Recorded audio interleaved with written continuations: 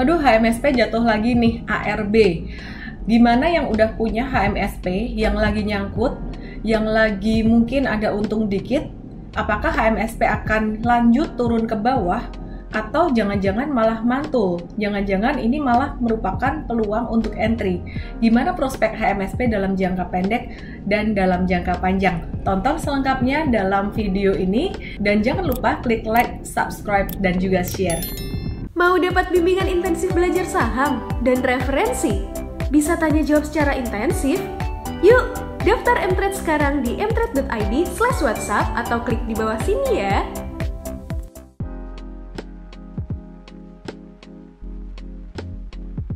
Kalau kita lihat secara teknikal ya, HMSP ini memang trennya lagi turun banget. Nah, kalau secara teknikal teman-teman kita lihat HMSP itu dia lagi menguji level supportnya yang sempat disentuh tanggal 19 Mei, itu low-nya di 1220 dan 20 Mei di 1220, tepat di garis ini. Nah, kalau HMSP tertahan di area 1220 ini dan kemudian jika dia berhasil menguat sampai ke level 1320 di sini, maka HMSP justru akan membentuk satu pola yang disebut dengan double bottom. Nah, double bottom ini artinya apa? Double bottom ini artinya merupakan satu tanda akumulasi di bawah, satu tanda pembalikan arah dari downtrend menjadi uptrend. Tapi sekali lagi disclaimer teman-teman ya, bukan berarti saya mengatakan bahwa HMSP ini uptrend, enggak. Di sini mulai ada tanda-tanda akumulasi gitu. Jadi memang salah satunya terbentuk pola bullish reversal. Nah, pola bullish reversal itu gimana sih? Ada dijelaskan kalau teman-teman jadi user mtrade, ada dijelaskan di konten. Di sini teman-teman bisa buka menu education, chart pattern, dan kenapa belajar di mtrade? Karena lebih sistematis ya, mungkin dari luar artikel-artikel ada, tapi kita punya lebih sistematis dan benar-benar yang digunakan aja. Nah, ini adalah pola double bottom. Jadi kalau misalkan breakout, maka akan menuju ke target berikutnya dari ketinggian pola double bottom itu. Nah, saya bukan mengatakan bahwa saat ini HMSP itu sudah confirm membentuk double bottom, enggak, baru potensi aja. Jadi, confirmnya kapan? Ketika nanti level 1320 tersentuh dan terjadi breakout, itu bisa menuju sampai ke level 1440 jika breakout dari 1320 1330 di sini gitu. Jadi, teman-teman still wait and see dulu aja. Untuk saham HMSP ini kita belum tertarik untuk trading karena tren besarnya masih sangat turun sekali. Nah, kalau teman-teman mau investasi jangka panjang untuk HMSP ini memang valuasinya sangat murah sekali ya. Dan mesti harus siap untuk hold selama beberapa tahun ke depan. Nah, gimana prospek HMSP dan gimana valuasinya?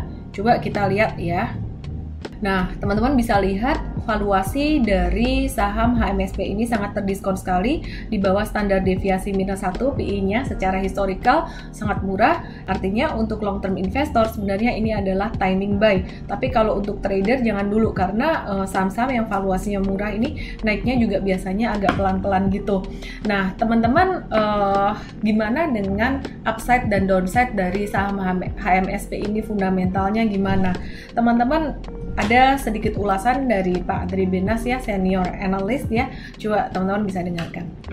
Oke, untuk HMSP atau sektor rokok in general sebenarnya memang agak gloomy ya. Jadi kalau kita lihat sebenarnya ya, kalau teman-teman lihat simpelnya ya, masyarakat Indonesia memang masih merokok ya. Jadi I think that's a good point bahwa sebenarnya sektor rokok ini kemungkinan besar ya nggak akan pudar ya. Jadi karena masyarakat masih merokok. Cuman balik lagi kalau kita ngeliatin hasil laporan keuangannya dari HMSP, sebenarnya ada beberapa data-data sih yang mengindikasikan bahwa sales volume dari HMSP ini memang belum balik ya, mungkin ke pre-pandemic level atau sebelum waktu cukai dinaikkan. Jadi ya, intinya apa? Intinya bahwa dengan kenaikan cukai ini berarti masyarakat sudah mulai mengurangi rokok. Jadi sebenarnya ini yang disebut structural ya. Jadi kalau teman-teman bandingin sama angka 5 tahun sampai 10 tahun yang lalu, kebetulan kemungkinan besar ini angka struktural, which is kedepannya ini nggak akan sama dengan mungkin 5 sampai 10 tahun yang lalu.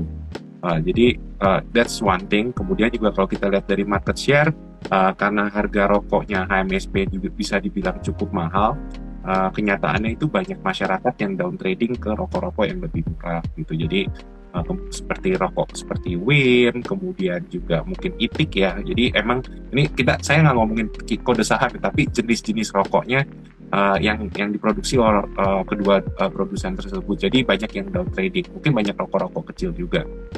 Itu struktural juga gitu. Kemudian alasan ketiga kenapa saham-saham rokok agak susah bangkit, kita lihat juga dari ekspektasi cukai.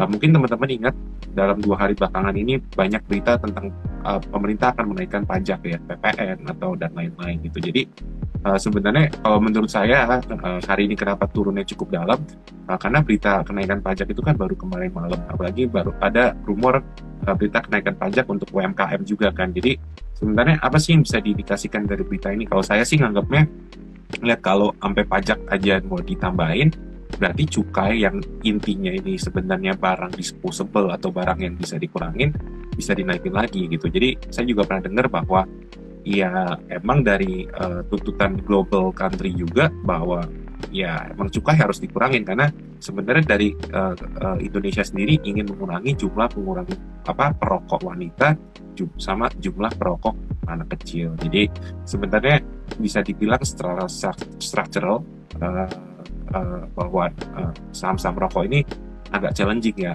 Plus juga saham rokok ini not ESG friendly gitu. Jadi ya itulah kenapa banyak flow asing juga nggak masuk. Kemudian juga banyak orang yang dumping the stock ya. Jadi cukup butuh kesabaran dan kehati-hatian untuk trading stock ini sih menurut saya ya. Untuk upside-nya memang kalau kita ngomongin upside memang valuasinya cukup murah, tapi baik lagi kita nggak bisa expect MSP balik ke level 5 tahun yang lalu, kayaknya nggak mungkin menurut saya personal, karena baik lagi karena baik lagi udah struktural ya. Karena mungkin kalau kita bandingin kondisi kenaikan cukai tahun 2020 sampai 2016 sangat berbeda ya. Jadi teman-teman nggak bisa bandingin 2016 HMSP harganya tinggi gitu, cukai nanti normalize, enggak juga gitu. Cuman baik lagi karena valuasi menarik, nanti kalau JCI-nya naik ya hopefully ya bisa naik juga gitu ya. Jadi benar-benar ini value stock, harus cukup sabar untuk berinvestasi di HMSP atau GGRM. Nah, itu tadi analisis teknikal dan fundamental untuk HMSP. Jadi kamu yang investasi jangka panjang nggak usah terlalu panik, karena sebenarnya saat ini udah mencapai level bottom. Dan kalau kamu yang nggak siap dengan floating loss, sebaiknya ya jangan investasi jangka panjang, mungkin arahnya lebih ke trading aja untuk saham-saham yang lainnya, atau lebih pilih saham yang growth stock. Nah, saham growth stock itu seperti apa? Tunggu di dalam video selanjutnya ya. Dan juga jangan lupa join juga dengan mTrade Premium ke mtrade.id/WhatsApp supaya kamu bisa mendapatkan referensi saham dan bimbingan lebih intensif. Kalau mau dapat mTrade yang gratis, yang premium, langsung aja download di Android. Kamu akan dapatkan artikel, video edukasi, dan juga live event. Sedangkan di premium ada referensi saham, tanya jawab saham, live event yang khusus premium, dan juga ada riset dan analisis. Saya Ellen May, salam profit. Jangan lupa download aplikasi mTrade di Android dan nikmati edukasi premium sekarang.